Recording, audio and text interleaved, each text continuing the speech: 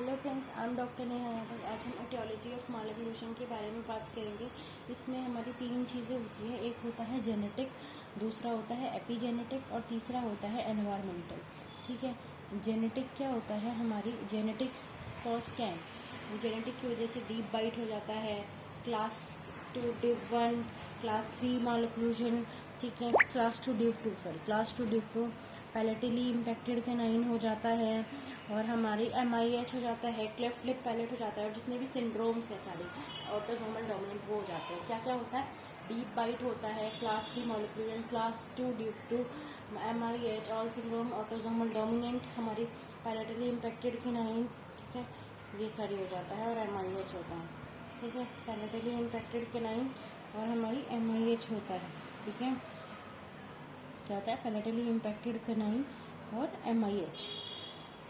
ठीक है, और अगर हम क्लेफ्ट लिप पैलेट, ये सारी चीज़ें होती है, सिंड्रोम होता है, और ऑटोसोमल डोमिनेंट अगर एपिजेनेटिक होता है सेकंड, और अगर एनवायरमेंटल में तो हमारी दो चीज़ें हैं, लोकल और जनरल।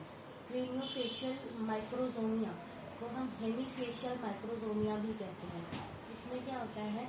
हेमीफेशियल मतलब हाफ ऑफ द फेस जो होता है ना, वो हमारा डेवलप नहीं होता। हाफ ऑफ द फेस का ओरल पैटर्न डेवलप नहीं है, बाकी दूसरे हाफ का है। ठीक है, अभी लोकल एनवायरमेंटल कॉज क्या है हमारे मालन्यूट्रिशन का? अगर हम लोकल एनवायरमेंटल कॉज के बारे में बात करें तो जो हमारा फर्स्ट है बेसिकली हमारा प्रीमेच्योर एक्सक्रिएशन हमारे प्राइमरी टीथ का। ठीक है, दूसरा है prolong retention of primary teeth, तो जो परमानेंट टीथ आएगा ना वो नॉर्मल पोजीशन में ही होगा, वो हमारी दूसरी अबनॉर्मल पोजीशन में होगा। ठीक है, तो जैसे कि हमारे जितने भी टीथ है ना वो लिंगुअली हमारे जाके इरप्ट होते हैं। ठीक है, एंटी अक्रॉस बाइट दिखता है जिसकी वजह से, और हमारे बस कैनाइन बक्कली इरप्ट होता है। अगर क्या होता है, अगर प्रोलॉन्ग रिटेंशन हो जाए हमारी परमानेंट, हाँ ये तो बता दिया मैंने आपको।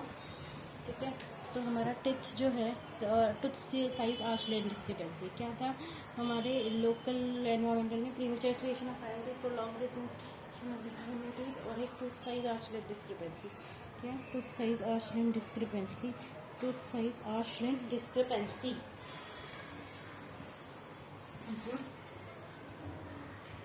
क्या होता है कि अगर हम मीडियो डिस्टल विड्थ हम मेजर करते हैं टूथ का, first molar to first molar, arch length first molar to first molar measure करते हैं।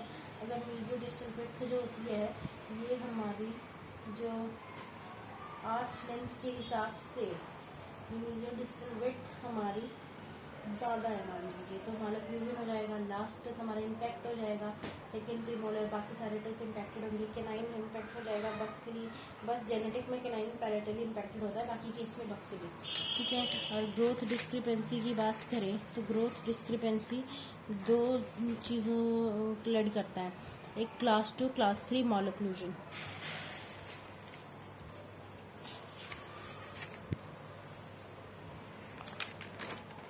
ठीक है, और क्या होता है हमारी, ठीक है, ग्रोथ डिस्क्रिपेंसी की वजह से हमारा क्लास 2 क्लास 3 मालन्यूट्रिशन हो जाता है। ठीक है, और क्या चीज़ें हैं? एसिमेट्री हो जाती है, एंकालोसिस हो जाता है। ठीक है, एसिमेट्री और एंकालोसिस हो जाता है अगर नीचे से एम्फाइसिस की इधर से प्रेशर लगाए।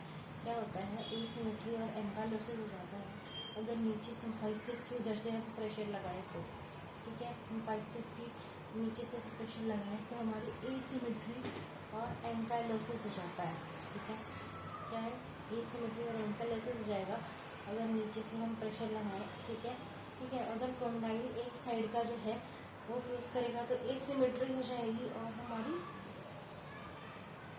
हमारा मिडलाइन शिफ्ट हो जाएगा। जैसे कि अगर एक राइट साइड का हमारा फ्यूज हो गया तो एसिमेट्री मिडलाइन लेफ्ट में शिफ्ट हो गई, और हमारा अगर कंडाइल दोनों साइड का फ्यूज हो गया तो मैंडिबल की ग्रोथ नहीं होगी, मैंडिबुलर रिट्रोजन हो जाएगा। ठीक है, अब क्या है इन ग्रोथ डिस्क्रिपेंसी की, जैसे क्लास 2 क्लास 3 मालन्यूट्रिशन होता है, mandible is away from the cranium, maxillary is towards the cranium, तो मैक्सिलर की ग्रोथ रुक जाती है, मैंडिबल की 18 से 20 साल तक भी चलती है। अब जेनेटिक कॉज की बात करें, जेनेटिक कॉज में होते हैं ना, जेनेटिक की वजह से क्लास 3, ठीक है, जिसको हम प्रोग्रेसिव मालन्यूट्रिशन कहते हैं, क्योंकि मैंडिबल की ग्रोथ होती रहती है। प्रोग्रेसिव क्यों कहते हैं? क्योंकि हमारा क्या होता है कि सेफ्टी वॉल्व मैकेनिज्म ब्रेक हो जाता है। सेफ्टी वॉल्व मैकेनिज्म है कि मैक्सिला की इंटरग्राइन वेट ज़्यादा होती है तो वह मैंडिबल की ग्रोथ को रोक लेता है। पर हमारा इस केस में क्लास 3 के केस में हमारी मैंडिबल की ग्रोथ होती रहती है और हमारे ये सेफ्टी वॉल्व मैकेनिज्म ब्रेक हो जाता है तो उसको कहते हैं प्रोग्रेसिव मालोक्लूजन। ठीक है, अगर डिस्क्रिपेंसी हुई मैंडिबल में, ठीक है। क्लास 3 मालोक्लूजन में कंपनसेशन होता है, जो इंपॉर्टेंट फीचर है स्केलेटल मालोक्लूजन में। क्लास 3 मालोक्लूजन में हमारी कंपनसेशन होता है, बॉडी अडेप्ट करने की ट्राई करती है वही, ठीक है, जिसको हम कहते हैं प्रोग्रेसिव मालोक्लूजन। ठीक है, क्लास स्केलेटल मालोक्लूजन। क्लास 3 मालोक्लूजन में कंपनसेशन होता है, उसको हम क्या कहते हैं, इम्पॉर्टेंट फीचर है स्केलेटल मालोक्लूजन की। ठीक है, क्लास 3 मालोक्लूजन जो होता है ना, उसमें हमारा कंपनसेशन होता है। ठीक है, उसमें हम कंपनसेशन होता है क्लास 3 मालोक्लूजन में। ठीक है, तो हमारी ये हमारा क्या होता है, स्केलेटल मालोक्लूजन का फीचर है। और क्लास 3 में हमारा होता क्या है, बेसिकली क्लास 3 में होता है हमारा क्या कहते हैं, क्लास 3 में होता है हमारी कंपनसेशन। क्लास 3 में क्या होता है, कंपनसेशन, उसको हम स्केलेटल मालोक्लूजन भी कहते हैं। ठीक है, ये हो गया।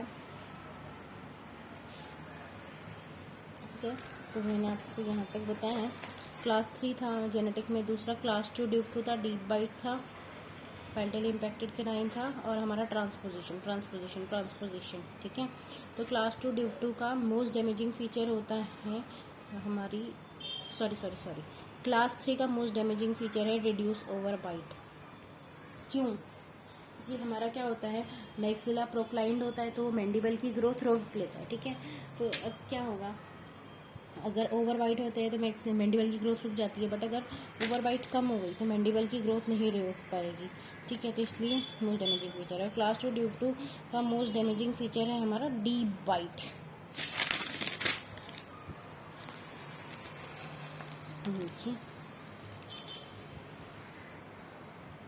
ठीक है, प्रोक्लाइन में इसलिए मैंडिबुलर ग्रोथ।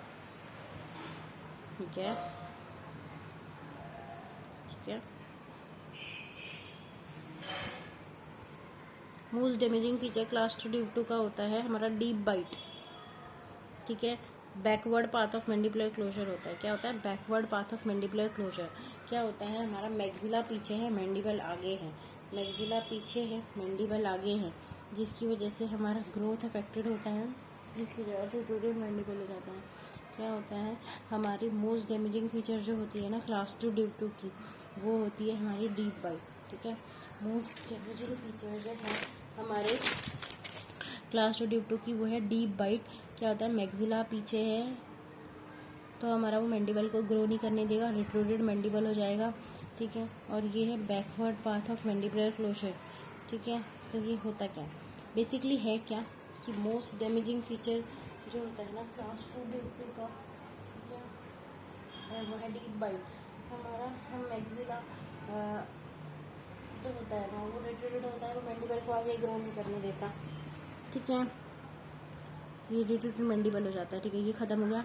देन अगर हम एनवायरमेंटल में बात करें, फिन ने दिया compulsive, non compulsive, primary secondary भी, और क्लीन ने दिया हमारे एम्प्टी मीनिंगफुल, और विलियम ने दिया यूजफुल एंड हार्मफुल। क्लीन ने दिया एम्प्टी और मीनिंगफुल, क्लीन ने क्या दिया, एम्प्टी और मीनिंगफुल, विलियम ने दिया यूजफुल एंड हार्मफुल। ठीक है, लोकल एनवायरमेंटल फैक्टर में क्या था, फिन ने कंपल्सिव, नॉन कंपल्सिव, प्राइमरी और सेकेंडरी। क्या है, कंपल्सिव, नॉन कंपल्सिव, प्राइमरी और सेकेंडरी। क्या चीज़ें हैं, compulsive, non compulsive, primary, secondary. Clean ने हमारा एम्प्टी एंड मीनिंगफुल, क्लीन ने एम्प्टी मीनिंगफुल, विलियम ने यूजफुल एंड हार्मफुल। क्लीन ने एम्प्टी मीनिंगफुल, विलियम ने यूजफुल एंड हार्मफुल। क्लीन ने एम्प्टी और मीनिंगफुल, यूजफुल, क्लीन में एम्प्टी, मीनिंगफुल, और विलियम में यूजफुल एंड हार्मफुल। क्लीन है, एम्प्टी और मीनिंगफुल। ठीक है, क्लीन में हमारा है एम्प्टी और मीनिंगफुल, विलियम ने है यूजफुल एंड हार्मफुल। क्लीन ने है एम्प्टी और मीनिंगफुल, विलियम में है यूजफुल और हार्मफुल, ठीक है। क्लीन में है हमारा एम्प्टी और मीनिंगफुल, और हमारी विलियम में है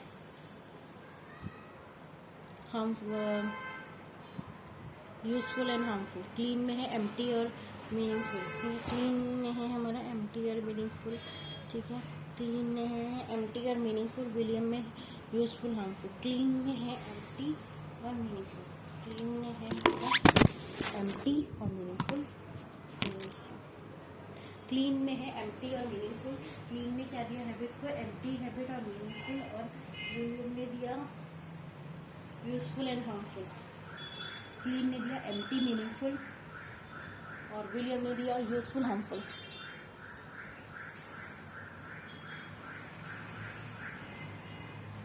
ठीक है, ये हो गया। अभी बक्सीनेटर मैकेनिज्म बता के देना, आपको एक टेबल है वो याद करनी पड़ेगी। बक्सीनेटर मैकेनिज्म होता क्या है, बेसिकली अगर कोई भी हैबिट हमारे बक्सीनेटर मैकेनिज्म को डिसरप्ट कर रही है, मसल इम्बैलेंस करवा रही है, तो माल ओक्लूजन हो जाएगा, ठीक है। टंग का प्रेशर ज़्यादा होता है, चीक का प्रेशर कम होता है, हमारे इंसाइजेस प्रोक्लाइन हो जाते हैं, ठीक है।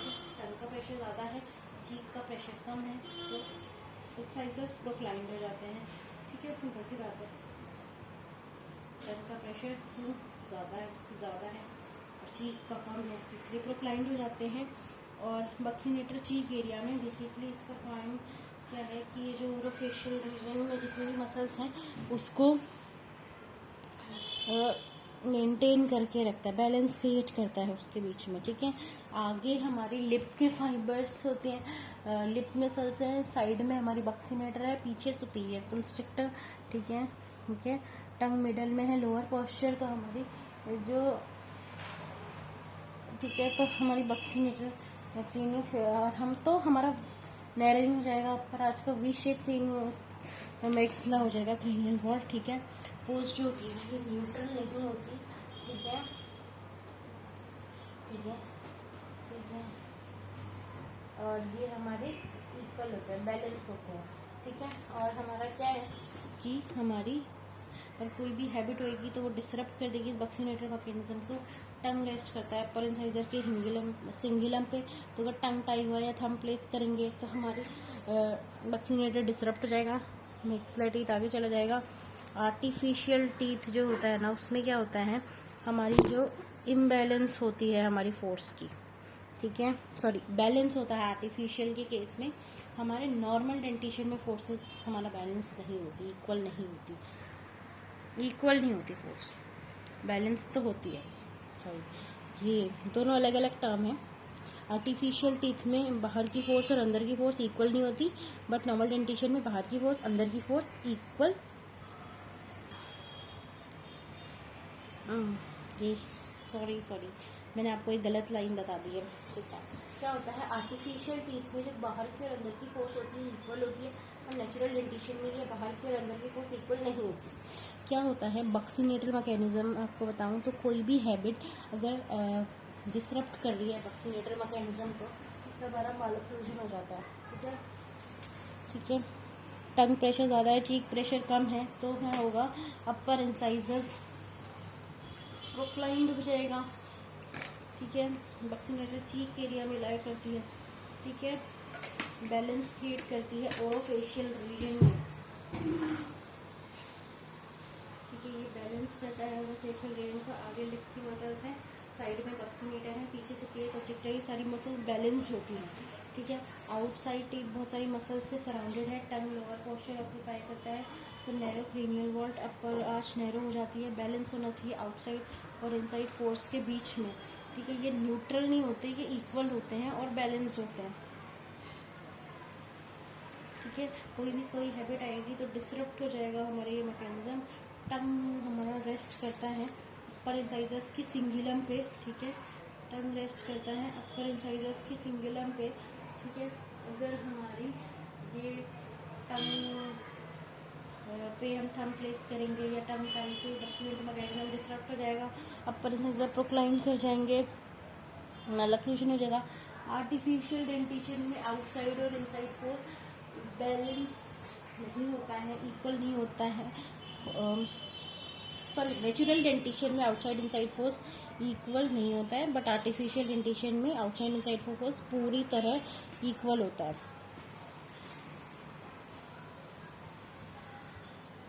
ठीक है, तो ये हो गया बक्सीनेटर मैकेनिज्म। एक बार आपको इसका पूरा नोट्स एक बार दिखा देती हूँ। ये देखिए,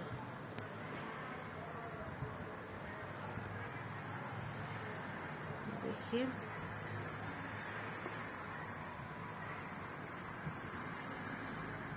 ठीक है, तो एक टेबल पढ़नी है, इसके बाद मैंने आपको बताया था।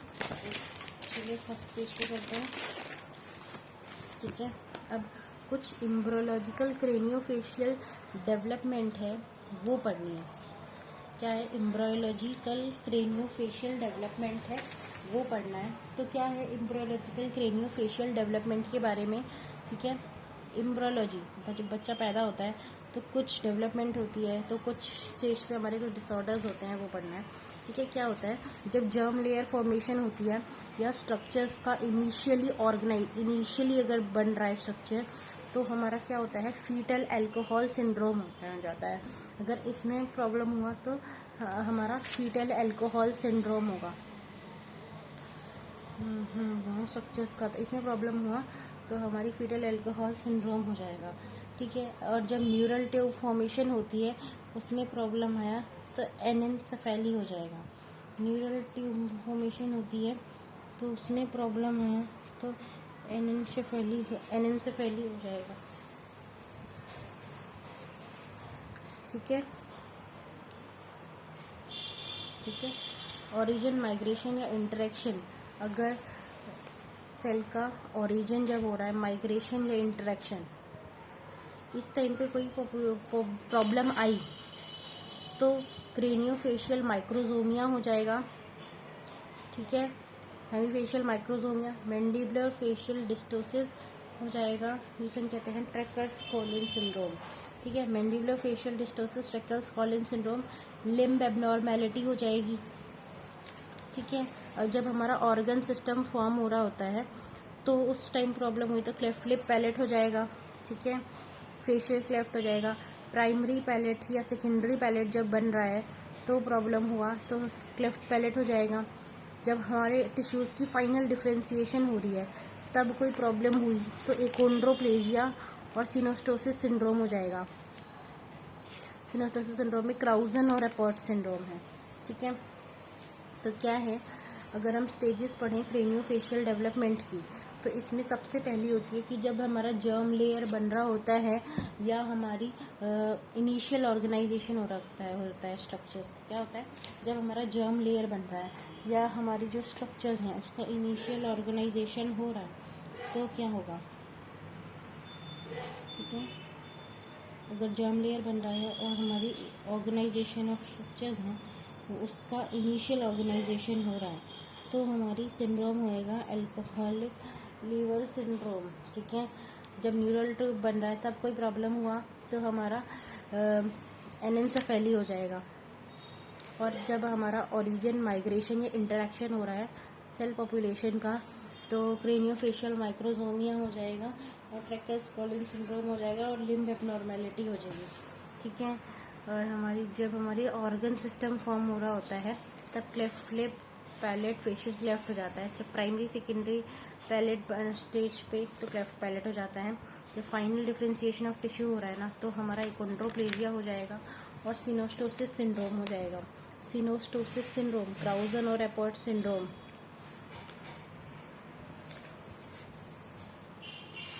Stages of embryological craniofacial development. ठीक है, stages of embryological craniofacial development. Stages of embryological craniofacial development, इसमें क्या होता है कि हमारी 5 चीज़ें हैं। अब स्टेजेस क्या है एम्ब्रियोलॉजिकल क्रेनियोफेशियल डेवलपमेंट का?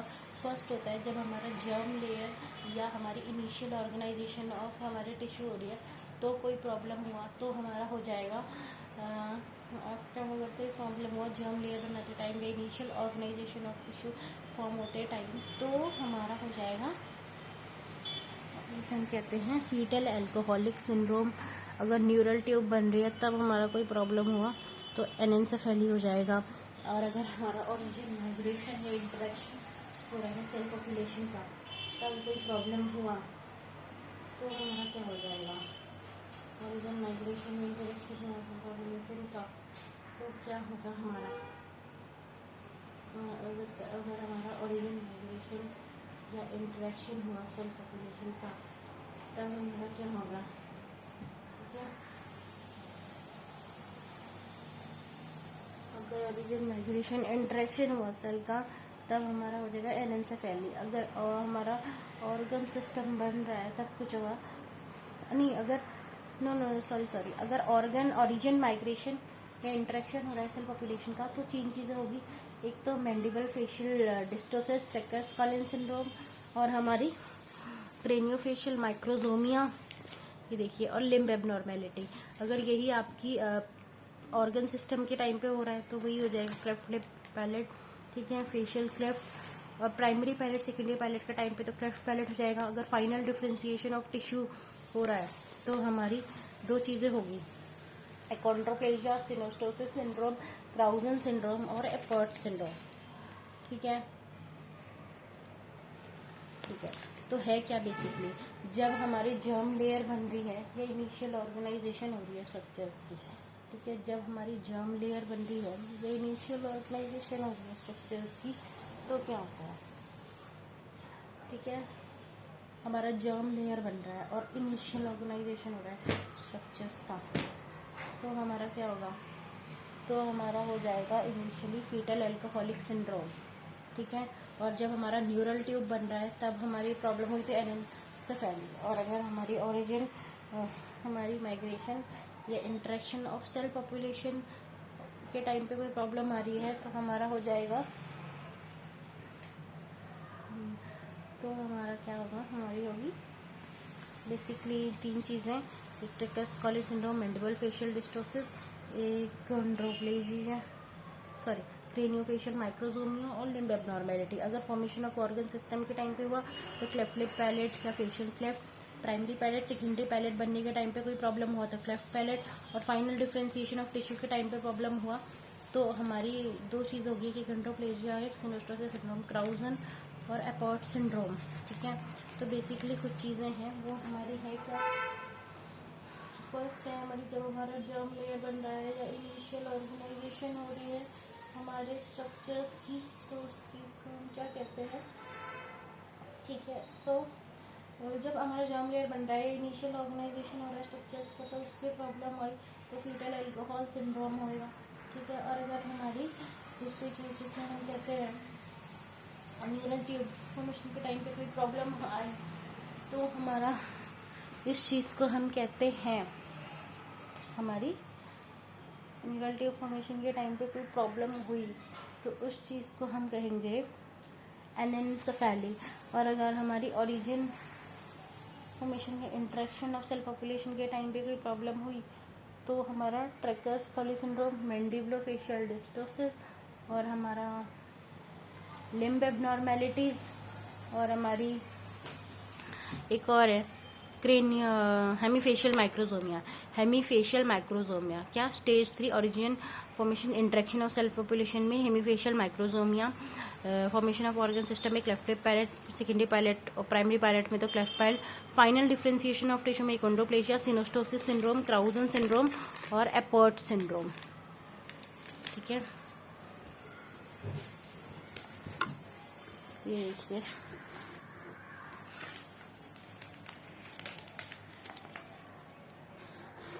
देखिए इसका इस टेबल का फोटो मैं अपलोड कर दूंगी, ठीक है। अब हैबिट्स नहीं चलते हैं, हमारा इटियोलॉजी ख़त्म हो गया है, कुछ हैबिट्स है, हैबिट्स अच्छे से करनी है, ठीक है। बहुत इम्पोर्टेंट टॉपिक है हैबिट्स, ठीक है। तो चलिए हैबिट्स करते हैं।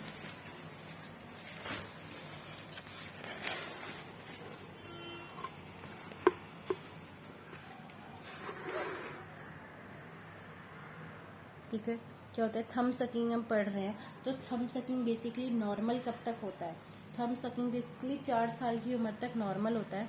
क्या होता है, अपर लिप हाइपरटोनिक होता है और लोअर लिप हाइपरटोनिक होता है।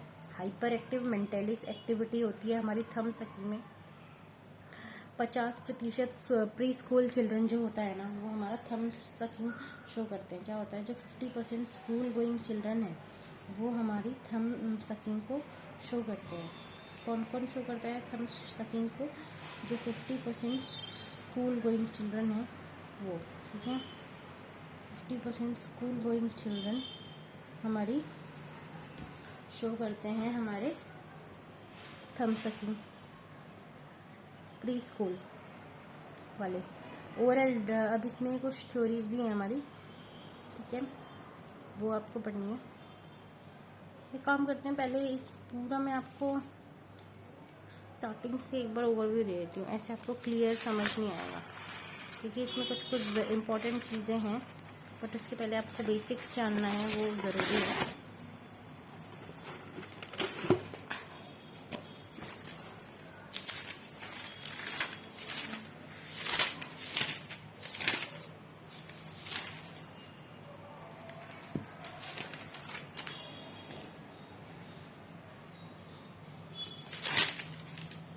ओरल हैबिट्स,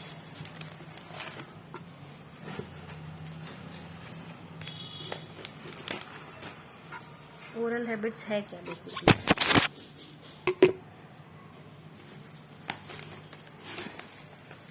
नेटवर्क का इशू हो रहा है बार बार आज। चलिए स्टार्ट करते हैं। बेसिकली हमारा जो हमारी ओरल हैबिट्स है वो होता क्या है, डॉर्लैंड ने 1956 में, क्या है, डॉर्लैंड एक साइंटिस्ट था, उन्होंने 1957 में क्या कहा कि हैबिट एक फिक्स या कांस्टेंट प्रैक्टिस है। एक फिक्स और कांस्टेंट प्रैक्टिस जो इस्टेब्लिश होती है, कैसे आती है, बाय फ्रीक्वेंट रिपीटिशन। अगर आप बार बार कोई हैबिट को बार बार कॉन्स्टेंटली प्रैक्टिस कर रहे हैं, तो हमारी किसी चीज़ को प्रैक्टिस कर रहे हैं, ठीक है, तो हमारी उसकी वजह से हैबिट डेवलप हो जाती है। ये डॉर्लैंड ने दिया था 1957 में। क्लासिफिकेशन अब विलियम्स ने दिया था 1923 में, जिसने क्लासीफाई करा यूजफुल हार्मफुल। विलियम्स ने 1923 में एज यूजफुल हार्मफुल, ठीक है। किंग्सली ने हमारी 1956 में, ठीक है, फंक्शनल मस्कुलर, पोस्चरल और combine muscular, functional muscular, combine muscular और पोस्चरल। अब मॉरिस और बोहाना ने 1969 में दिया प्रेशर, नॉन प्रेशर और बाइटिंग। क्लीन ने हमारे दिया एम्प्टी और मीनिंगफुल। ये हमको याद करने की कोई ज़रूरत नहीं है, यस, बस एक ओरल हैबिट डॉर्लैंड ने कब डेफिनेशन दी वो एक याद कर लीजिए, बहुत है, ठीक है। तो और एक फिन ने हमारे दिया था कंपल्सिव, नॉन कंपल्सिव, ये हमने पहले भी पढ़ा था अभी थोड़ी देर पहले, ठीक है। तो होता क्या है, बेसिकली हमारा जो डॉर्लैंड है ना, डॉर्लैंड एक साइंटिस्ट हैं जिन्होंने 1957 में हैबिट की डेफिनेशन दी। बेसिकली ये है क्या, कोई भी प्रैक्टिस, कोई भी फिक्स या कांस्टेंट प्रैक्टिस जो डेवलप होती है बार बार, आपकी किस क्या करने से डेवलप होती है, ये प्रैक्टिस करने से डेवलप होती है, ठीक है। कोई भी डॉर्लैंड में 1956 में क्या होना कि कोई भी आपकी फिक्स या कांस्टेंट प्रैक्टिस जो डेवलप होती है बार बार रिपीट करने से, रिपीटिशन से। क्लासिफिकेशन विलियम ने हमारी दिया हमारी यूजफुल हार्मफुल, विलियम ने दिया यूजफुल हार्मफुल। किंग्सली ने फंक्शनल मस्कुलर, कंबाइन मस्कुलर और पोस्चरल, ठीक है। मॉरिस और बोहाना ने दिया pressure, non pressure, biting. Morris और बोहाना ने दिया, ठीक है, ठीक है, मॉरिस और बोहाना ने क्या दिया, pressure, non pressure and biting. Clean ने दिया एम्प्टी, क्लीन ने दिया एम्प्टी और मीनिंगफुल, ठीक है। और आपके फिन ने हमारा दिया कंपल्सिव और नॉन कंपल्सिव, फिन ने हमारा दिया कंपल्सिव और नॉन कंपल्सिव, ठीक है। तो होता क्या है, डॉर्लैंड ने हमारी क्या बताया था, डॉर्लिन ने हमारा हैबिट को 1957 में ये कहा, ठीक है, कि ये एक कांस्टेंट और फिक्स प्रैक्टिस है जो हमारी डेवलप होती है बार बार रिपीटिशंस, ठीक है।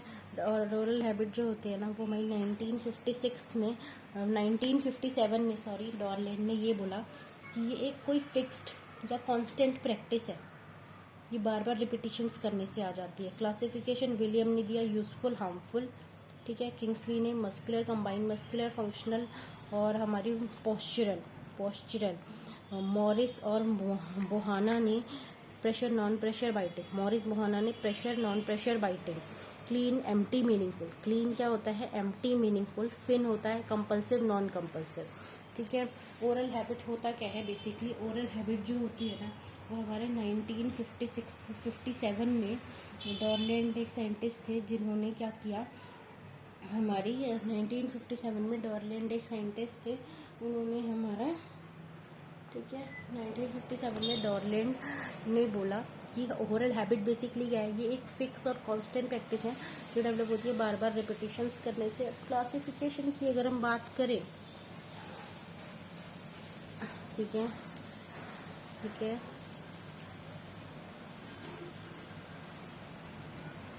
ठीक है, तो बेसिकली होता क्या है, ओरल हैबिट एक कांस्टेंट और फिक्स प्रैक्टिस है जो बार बार रिपीटिशंस करने से डेवलप होती है।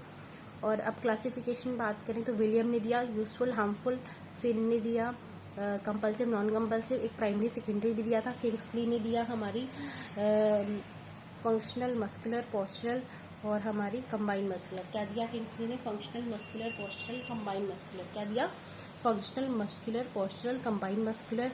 मैरिज और बोहाना ने दिया biting, pressure and non pressure. Morris और बोहाना दिया biting, pressure and non pressure. Morris and Bohana ने दिया बाइटिंग, प्रेशर,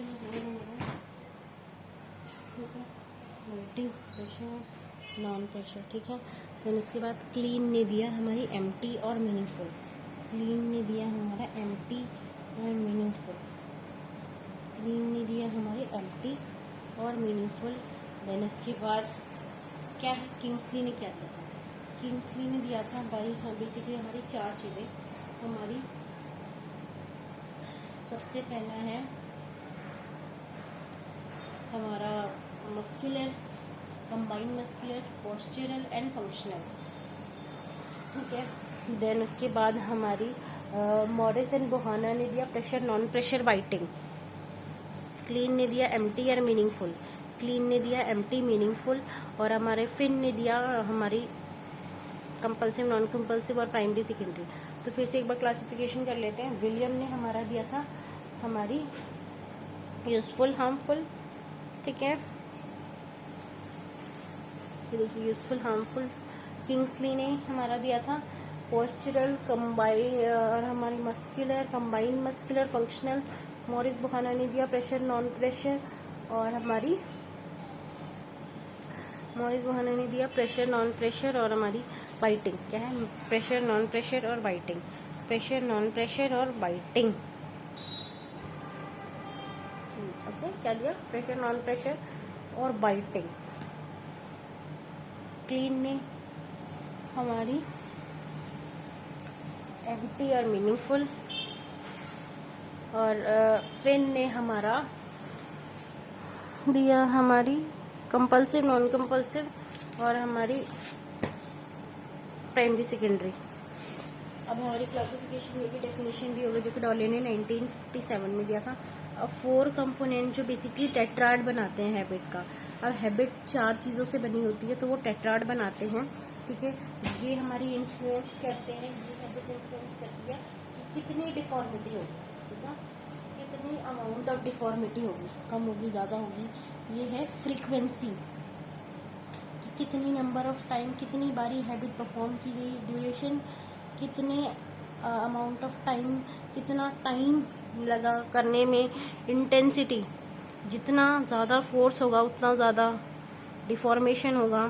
डायरेक्शन जो होती है ना वो डिपेंड होती है कंकरेंट फोर्स वेक्टर से, डायरेक्शन जो है वो डिपेंड करती है कंकरेंट फोर्स वेक्टर्स से पे, ठीक ठीक है। तो बेसिकली 4 कंपोनेंट जो हमारी टेट्राड बनाती है हैबिट का, ठीक है, जो इन्फ्लुएंस करती है अमाउंट ऑफ डिफॉर्मिटी, ठीक है। तो वो हमारी 4 चीज़ें, फ्रीक्वेंसी, ड्यूरेशन, इंटेंसिटी और हमारी डायरेक्शन, ठीक है। तो फ्रीक्वेंसी कितनी टाइम बारी हैबिट करी, ड्यूरेशन कितना अमाउंट दिया हैबिट परफॉर्म करने में, इंटेंसिटी जितना फोर्स उतना deformity, direction depend on concurrent force and vector, ठीक है। Direction depend on concurrent force and vectors, ठीक है। डायरेक्शन जो है वो डिपेंड करता है हमारी कंकरेंट फोर्स एंड वेक्टर्स पे, ठीक है। तो बेसिकली हमने क्या किया,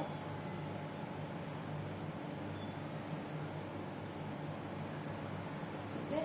बेसिकली हमारी 4 कंपोनेंट है जो हमारा टेट्राड ऑफ हैबिट बनाती हैं, ठीक है।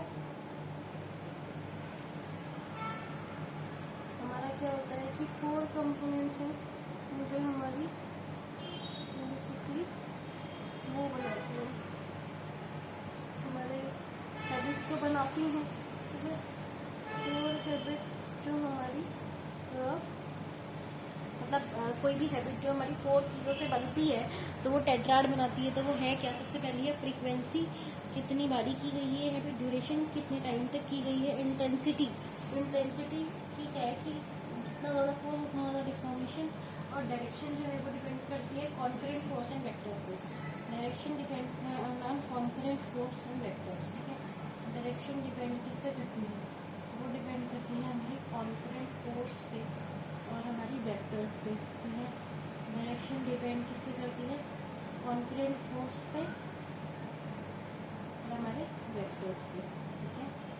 तो हुआ क्या, अभी हमारी बेसिकली हमारी जो हैबिट होती है ना वो 4 चीज़ों की बनी होती है, ठीक है। हैबिट 4 चीज़ों की बनी होती है। तो ये हमारा टेट्राड है।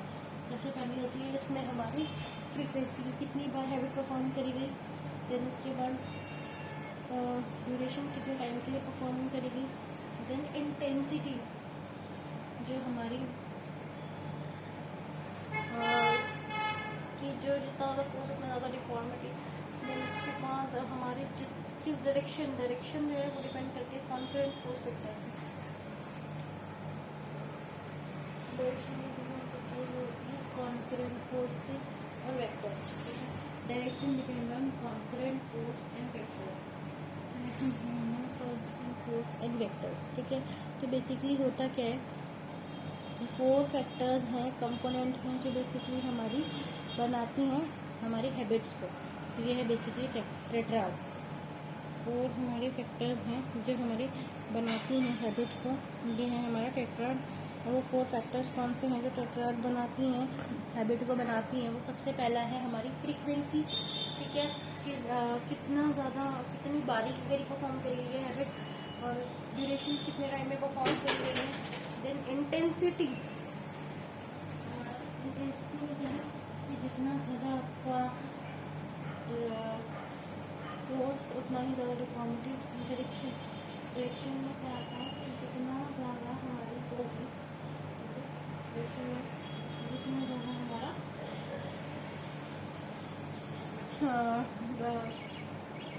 डायरेक्शन बेसिकली डिपेंड करता है कॉन्करेंट फोर्स वेक्टर्स पे, ठीक है।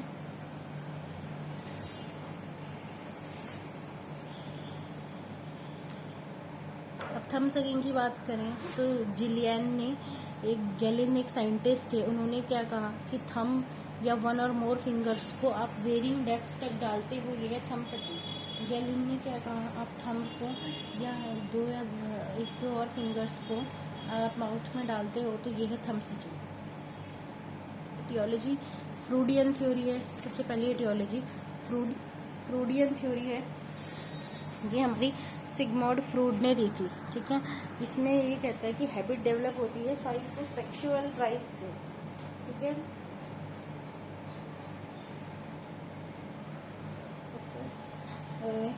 इससे जो बच्चा होता है ना उसको सेक्सुअल डिजायर उसकी कंप्लीट हो जाती है, इसलिए वो करता है, ठीक है।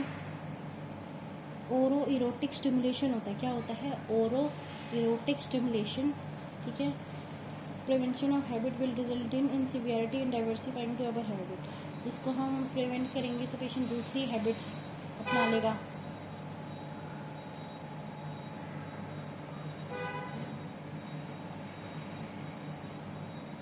ठीक है। और हमारा क्या है, दूसरी है oral drive theory. Oral drive theory क्या होती है? Prolong suckling would lead to thumb sucking. अगर आप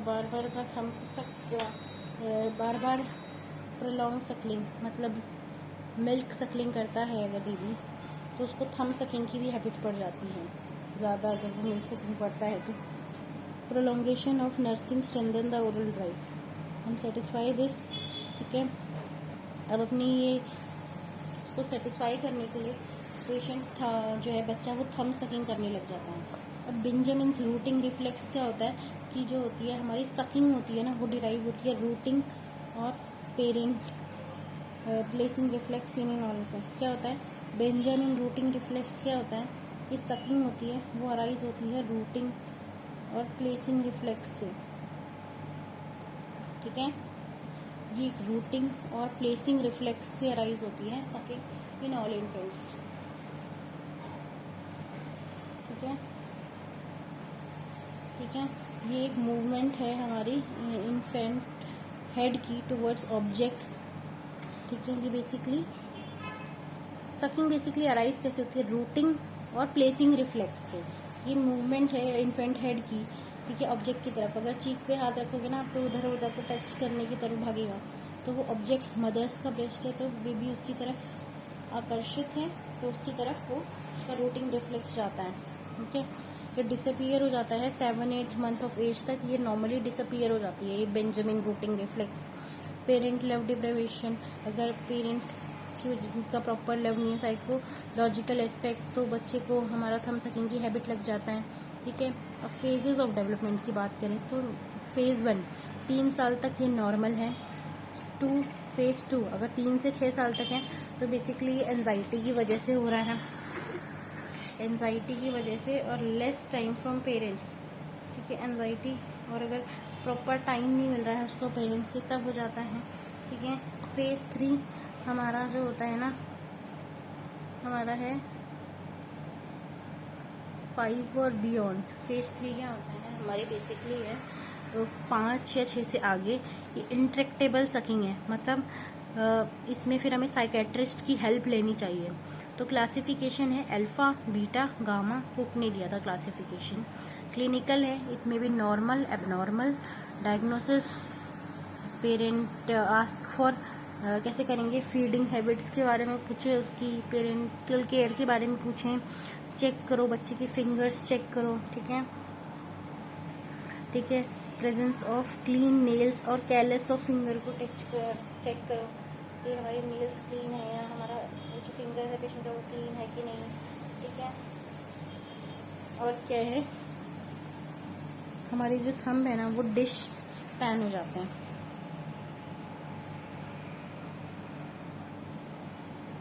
ठीक है, डिश पैन थंब। और अब हम इस हैबिट को ब्रेक कैसे करेंगे, ठीक है, by Dunlap's theory and beta hypothesis, ठीक है, by conscious forced and purposeful repetition, consciously forcefully और पर्पसफुल रिपीटेशन। बच्चे को हम फ्रंट ऑफ मिरर के उधर खड़ा करेंगे, उसको बोलेंगे कि परफॉर्म करे हैबिट, ठीक है, ठीक है, ठीक है। पेशेंट को हम वहाँ से आप ड्रिफ्ट नहीं करोगे कि वो डे ड्रीम, उसे ऐसा लगे कि वो डे ड्रीम कर रहा है, इंस्टेड उसको हम बोलेंगे कि वो मिरर में खुद को देखे, ठीक है। तो ये बच्चे को नेगेटिव रिस्पॉन्स एक्सपीरियंस होता है तो वो अपने आप छोड़ देता है। मैकेनिकल एड्स में हैबिट ब्रेकर आते हैं जो हमारे रिमूवेबल और फिक्स अप्लायंस है। टंग क्रिप दे सकते हैं आप, ब्लू ग्रास अप्लायंस दे सकते हैं, थंब या एल्बो पे बच्चे की आप बैंडेज बांध सकते हैं। केमिकल मेडिकामेंट भी होते हैं जैसे कि पेपर वॉलेटाइल मीडियम में या क्यूनिन में, वॉलेटाइल मीडियम में, क्विनिन में, एस्ट्राफोसेटिडा में डिज़ोल्व हुआ पेपर आप फिंगर्स पे लगा दे सकते हैं। ठीक है, ठीक है, तो ये हो गया।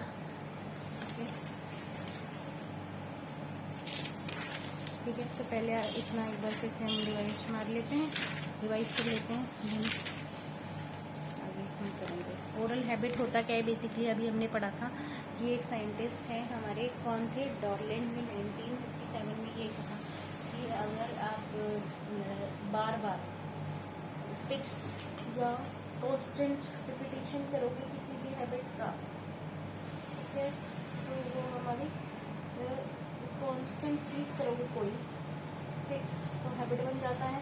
क्लासिफिकेशन विलियम ने दिया कंपल्सिव नॉन कंपल्सिव, तो क्लासिफिकेशन विलियम ने दिया हमारा कंपल्सिव नॉन कंपल्सिव। ठीक है, हमारे फिर हमारा सॉरी विलियम ने दिया यूजफुल हार्मफुल, विलियम ने दिया था यूजफुल एंड हार्मफुल, ये देखिए। हाँ, और हमारी किंग्सली है, किंग्सली ने दिया था muscular, combined muscular, functional, postural. Then उसके बाद मोरीज और बोहाना ने दिया था और प्रेशर, प्रेशरलेस और बाइटिंग। क्लीन ने दिया था हमारी एम्प्टी और मीनिंगफुल, क्लीन ने दिया था हमारा एम्प्टी और मीनिंगफुल, क्लीन ने दिया था हमारा एम्प्टी और मीनिंगफुल, क्लीन ने दिया था एम्प्टी और मीनिंगफुल, क्लीन ने एम्प्टी मीनिंगफुल। और फिर ने कंपल्सिव नॉन कंपल्सिव, प्राइमरी और सेकेंडरी। अब 4 कंपोनेंट होते हैं जो बेसिकली टेट्राड बनाते हैं हैबिट में। सबसे पहला कि फ्रीक्वेंसी, कितनी बारी आप परफॉर्म कर रहे हैं, और ड्यूरेशन, कितने टाइम में हैबिट परफॉर्म कर रहे हैं। फिर उसके बाद हमारा किस मतलब इंटेंसिटी क्या है, जितना ज़्यादा फोर्स होगा उतना ही ज़्यादा हमारा डिफॉर्मिटी होगी। ठीक है, और हमारी डायरेक्शन डिपेंड करती है हमारी कंकरेंट फोर्स वेक्टर्स पे। Direction depend on concurrent force vector, direction किस पे डिपेंड करता है, कंकरेंट फोर्स एंड वेक्टर्स पे। डायरेक्शन किस पे डिपेंड करता है, कंकरेंट फोर्स वेक्टर्स। अब थंब सकिंग ये डेफिनेशन दिया था हमारा गिलियन ने। ठीक है, थंब सकिंग जो है ना, ये हमारे गिलियन ने दिया था। ठीक है, किसने दिया था, गिलियन एक साइंटिस्ट थे जिन्होंने हमारा थंब सकिंग के बारे में डेफिनेशन दिया था। रिप्लेसमेंट ऑफ थंब या 1 और 2 फिंगर अगर हम वेरिंग डेप्थ तक डाल रहे हैं, चाहे थंब या की 1 और मोर फिंगर्स होती हैं। ठीक है, चाहे थंब या 1 और मोर फिंगर हम सक कर रहे हैं ना, तो वेरिंग डेप्थ तक डाल रहे हैं, तो वो है थंब सकिंग। अब इटियोलॉजी बेसिकली है फ्रूडियन थ्योरी। फ्रूडियन थ्योरी बेसिकली बच्चा थंब क्यों करता है, अपनी साइकोसेक्सुअल डिजायर को कंप्लीट करने के लिए, और उस इरोटिक स्टिमुलस होता है। ठीक है, और अगर हमारा क्या होता है, ये हमारे इसकी वजह से हमारा इंसिडेंट, अगर आप इसको प्रिवेंट करोगे ना, बच्चे को इसको करने से रोकोगे, तो वो दूसरी हैबिट की तरफ हो जाएगा उसका रुझाव। ओरल ड्राइव थ्योरी क्या होती है बेसिकली, कि हमारा प्रोलॉन्ग सकलिंग, अगर काफ़ी टाइम से बच्चा दूध मतलब मदर से मिल्क को सकल कर रहा है, तो उसकी वही आदत हो जाती है और वो थंब भी सक करने लगता है। बेंजामिन रूटिंग रिफ्लेक्स, ये हमारी सकिंग अराइज होती है, एक रूटिंग या रिफ्लेक्स होता है एक बच्चे में। ठीक है, क्या होता है, अगर आप उसके चीक को टच करोगे तो उसकी तरफ जाएगा, ऑब्जेक्ट की तरफ। तो ये बच्चे के लिए ऑब्जेक्ट यहाँ पे ब्रेस्ट है, वो उसकी तरफ आकर्षित है, ये डिसअपीयर जाता है। रूटिंग रिफ्लेक्स 7 से 8 महीने में, या पेरेंट लव डिप्रिवेशन की कॉज हो सकता है। साइकोलॉजिकल कॉज, फेज 1 0 से 3 ईयर्स नॉर्मल है। ठीक है, उसके बाद 3 से 6 में ये बेसिकली क्या है, एंजाइटी की वजह से होता है। 3 से 6 में ये एंजाइटी की वजह से होता है। ठीक है, उसके बाद जो है, ठीक है, 3 से 6 में ये एंजाइटी की वजह से होता है, और पेरेंट्स से कम टाइम मिल रहा है तो उसकी वजह से हो जाता है। और फेज 3 हमारा उसके बाद ये बेसिकली ये हमारी साइकोलॉजिकल कंसल्टेशन होगी। उसके बाद हमारी 6 साल होते हैं, उसके बाद हमारा साइकोलॉजिकल कंसल्टेशन नीडेड है, क्लासिफिकेशन सबमिडियल अल्फा बीटा गामा। ठीक है, और हमारी क्लिनिकल है, हमारी clinical classification and normal abnormal. Diagnosis कैसे हम करेंगे, पेशेंट को बोलेंगे कि अपनी फीडिंग हैबिट्स या पेरेंटल केयर के बारे में बताएं, चेक करेंगे बच्चे की फिंगर्स, और हमारा केयरलेस है उसके थंब पे, ये सही चीज़ें चेक करेंगे। और थंब हमारा डिश फैन शेप हो जाता है, अब हम ब्रेक कैसे करेंगे ये हैबिट को? डनलप्स थ्योरी और बीटा हाइपोथेसिस। क्या होता है, हम पेशेंट को consciously, forcefully, conscious, forceful, purposeful, हम पेशेंट को बोलेंगे कि जाके मिरर के सामने वो खड़ा हो जाए, ठीक है। तो उससे क्या होगा, और पेशेंट को बोलेंगे कि वो डे ड्रीमिंग ना करे या ड्रिफ्ट ऑफ ना हो, मतलब हट के वो डे ड्रीमिंग ना करे, ठीक है। उसको बोलेंगे कि वो सकिंग करे या मिरर के फ्रंट में, तो ये बहुत ही हमारा हेल्पफुल होती है। उसको ऐसे नेगेटिव रिस्पॉन्स मिलता है बच्चे को, तो वो ये करना छोड़ देता है। ये हेल्प कैसे करता है कि, और हमारी मैकेनिकल एड्स भी हैं कुछ, हमारी रिमूवेबल और फिक्स अप्लायंस होती हैं कुछ, जैसे कि हमारी क्रिब्स हो गई या ब्लू ग्रास अप्लायंस, और हमारी बैंडेज लगा तो थंब पे या हमारी रिस्ट पे, केमिकल मेडिकामेंट, हमारी पेपर जो है उसको हम मिक्स करेंगे, हमारी पेपर हम मिक्स करेंगे, हमारी volatile medium quinine and asafoetida. Volatile medium quinine और एस्पाइटोएडा में किसमें मिक्स करेंगे? वॉलेटाइल मीडियम क्विनीन और एस्पाइटोएडा, ठीक है। एक बार फिर से आपको बताते हैं, और खाली थंब सकिंग के बारे में। थंब सकिंग बेसिकली क्या होता है कि गैलीन ने बोला था कि प्लेसमेंट ऑफ थंब या वन और मोर फिंगर वेइंग डेप्थ तक उसे थंब सकिंग कहा जाता है। और हमारी क्या होता है, इसकी इटियोलॉजी की बात करें तो इटियोलॉजी में हमारी है सबसे पहले फ्रूडियल थ्योरी। ये हमारा साइकोसेक्सुअल रिस्पॉन्स है, पेशेंट की साइकोसेक्सुअल डिजायर कंप्लीट करने के लिए करता है, उसको सीरोटिक स्टिमुलस मिल जाता है, ठीक है। और अगर हम इसको प्रिवेंट करेंगे ना, ज़बरदस्ती करेंगे, तो वो दूसरी हैबिट डेवलप हो जाता है। मैंने ओरल ड्राइव थ्योरी जो हमारी सीयर और साइकर ने दिया था शायद, हमारा ओरल ड्राइव थ्योरी किसने दिया था? ओरल ड्राइव थ्योरी हमारी सीयर एंड वाइस ने दिया था। ओरल ड्राइव थ्योरी किसने दिया था? सीयर और वाइस ने, ठीक है। ओरल ड्राइव थ्योरी हमारा दिया था सीयर और वाइस ने। ओरल ड्राइव थ्योरी किसने दिया था? सीयर, वाइस ने। इसमें क्या है कि पेशेंट जो बच्चा होता है उसको ब्रेस्ट फीडिंग की आदत होती है, सकलिंग, तो इसलिए वो उसको हमारी थंब सकिंग की भी आदत पड़ जाती है। इन बेंजामिन रूटिंग रिफ्लेक्स, ये एक रूटिंग रिफ्लेक्स है। आप चीक पे टच करोगे तो बच्चा उस अदर व्यक्ति की तरफ जाएगा। यहाँ इस केस में पेशेंट का ऑब्जेक्ट होता है ब्रेस्ट, ठीक है, तो वो उसकी तरफ आकर्षित है, थंब सकिंग की डेवलप हो जाती है, इसलिए हैबिट। और पेरेंट लेवल अगर डिप्राइवेशन है तो हमारा बच्चा ये डेवलप कर जाता है। ये एक साइकोलॉजिकल है। क्या है पेरेंट लेवल डिप्राइवेशन? साइकोलॉजिकल। क्या है? साइकोलॉजिकल ब्रेन से रिलेटेड है। फेजेस अगर हम बात करें, फेज 1 तो हमारे 0 से 3 साल हमारा फेज 1 है, ठीक है।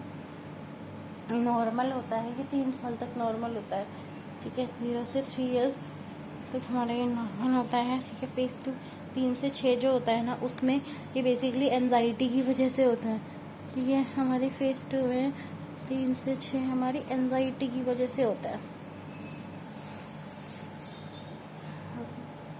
3 से 6 बेसिकली होता क्या है, ये हमारा एंजाइटी की वजह से होता है।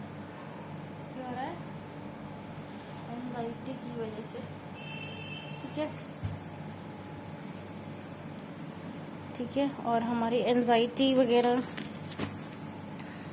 और अगर हम बच्चे को टाइम कब दे रहे हैं, कम टाइम मिल रहा है पेरेंट्स से, तो हो जाता है। फेज 3 बेसिकली हमारा साइकोलॉजिकल है, साइकेट्रिक से आपको करना है। इंट्रैक्टेबल सकलिंग, ठीक है, क्लासीफाई कुक ने इंट्रैक्टेबल सकिंग। फेज 3 को हम इंट्रैक्टेबल सकिंग भी कहते हैं। फेज 3 को हम इंट्रैक्टेबल सकिंग भी कहते हैं। फेज 3 को हम इंट्रैक्टेबल सकिंग भी कहते हैं। फेज 3 को हम क्या कहते हैं? Intractable sucking. क्लासिफिकेशन को अपने की अल्फा, बीटा, गामा, ठीक है। इसके बाद बात करें क्लिनिकल, तो ये नॉर्मल होता है, एबनॉर्मल होता है, ठीक है, ठीक है। और हमारी डायग्नोसिस है, हम पेशेंट को पूछेंगे उसकी फीडिंग हैबिट के बारे में। डायग्नोसिस क्या है? पेशेंट को पूछेंगे खाना कैसे खाता है और पेरेंटल केयर कैसे है, ठीक है। चेक करेंगे हम उसकी फिंगर्स पे या थंब को, कैलस वगैरह चेक करेंगे फिंगर्स पे, क्लियर नेल्स, क्लीन नेल्स, और कैलस चेक करेंगे। हम क्या चेक करेंगे? Clean nails, callus on fingers, thumb, और क्या होता है, डिश पैन नेल्स दिखते हैं, और डिश पैन नेल्स दिखते हैं, और डिश पैन नेल्स दिखती है। क्या दिखती है, कौन सी नेल्स दिखती है, डिश पैन। ठीक है। ब्रेक कैसे करना है हैबिट को, कि आप Dunlap's theory and beta hypothesis use करेंगे।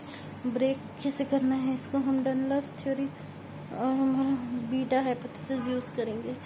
ठीक है। ब्रेक कैसे करना है हमारी इस थ्योरी का, कि हम डनलप्स हाइपोथेसिस या हमारा बीटा हाइपोथेसिस ये यूज़ करते हैं। हम पेशेंट को बोलते हैं कि वो मिरर के सामने खड़ा हो, नॉट की ड्रिफ्ट अवे ड्रीम वो परफॉर्म करे, तो उससे नेगेटिव रिस्पॉन्स आएगा उसके अंदर और वो ये छोड़ देगा। तो क्या है डनलप्स थ्योरी और बीटा हाइपोथेसिस, क्या है डनलप्स थ्योरी बीटा हाइपोथेसिस।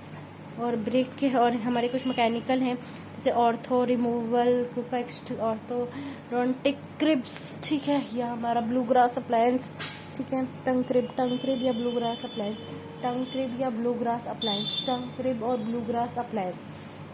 और हमारी बैंडेज हम बांध देंगे थंब पे, और एल्बो ऑफ द हैंड में वहाँ बैंडेज बांध देंगे थंब पे। ये एल्बो जो होती है ना, वहाँ पे हम बैंडेज बांध देंगे।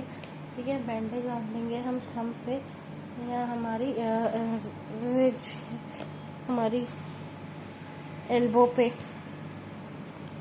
केमिकल है, आप क्या करेंगे, जो वो होती है ना पेपर, उसको हम वोलेटाइल मीडियम पे डालेंगे, एस्पर्टेटा एंड हमारी क्विनीन वोलेटाइल मीडियम, क्विनीन या एस्पर्टेटा, वोलेटाइल मीडियम क्विनीन या एस्पर्टेटा, वोलेटाइल मीडियम क्विनीन या एस्पर्टेटा।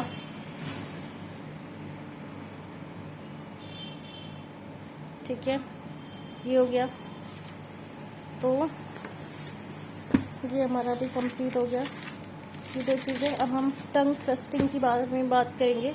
टंग थ्रस्टिंग बहुत इंपॉर्टेंट टॉपिक है। ठीक है। फिर इसके बाद है हमारी माउथ ब्रीदिंग है।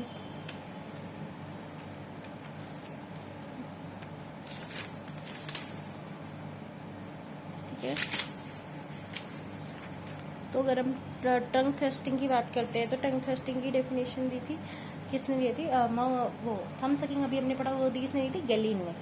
और टंग थ्रस्टिंग की किसने दिया था, स्केल्डर ने। किसने दिया था टंग थ्रस्टिंग का, स्केल्डर ने। टंग थ्रस्टिंग की डेफिनेशन किसने दी थी, स्केल्डर ने। टंग थ्रस्टिंग की डेफिनेशन किसने दिया था, स्केल्डर ने।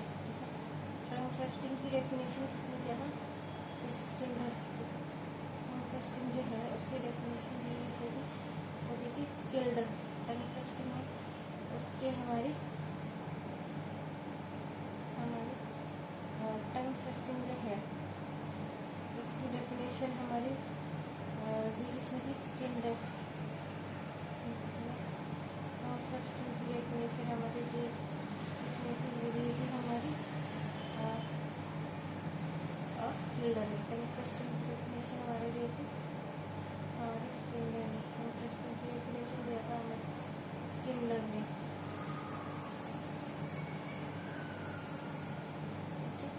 टंग थ्रस्टिंग की डेफिनेशन हमारी दी थी स्केल्डर ने। ओके। और हमारा क्या है कि हमारा टंग का forward placement between the anterior teeth के बीच में and against the lower lip.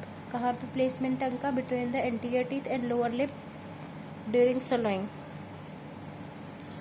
ठीक है। और इटियोलॉजी बेसिकली जेनेटिक फैक्टर की वजह से होता है, या बेसिकली इसने बिहेवियर सीखा हो, जैसे कि अगर बॉटल फीडिंग उसका हैबिट प्रॉपर नहीं है, या काफ़ी टाइम से थंब सकिंग कर रहा है, या काफ़ी टाइम से अपर रेस्पिरेटरी ट्रैक्ट इन्फेक्शन है। ठीक है। या जिंजाइवा या टीथ में टेंडरनेस है, तो उसने अपना सलाइंग पैटर्न चेंज कर दिया हो। या मैकेनिकल रिस्ट्रिक्शन, मतलब मैक्रोग्लेशिया, लार्ज टंग है, लार्ज टॉन्सिल है, एडिनॉइड्स है, तो कंस्ट्रक्शन हो जाती है, आर्चिस कंस्ट्रक्टेड है। ठीक है। और हमारी न्यूरोलॉजिकल डिस्टर्बेंस, जैसे कि neural and motor disability disorders. ठीक है।